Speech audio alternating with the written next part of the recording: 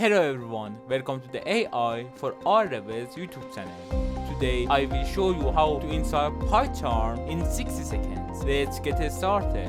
First, go to jetbrains.com/PyCharm. Click on download and select your operating system, Windows, MacOS or Linux. Next, download the community version because it's free.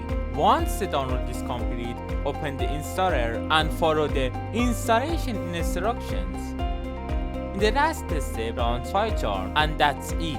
You've successfully installed PyCharm. In the next video, we'll start coding with PyCharm. If you have any questions, leave a comment below. Thanks for watching this video. If you found this video helpful, subscribe to AI for R Rebels YouTube channel for more quick tutorials.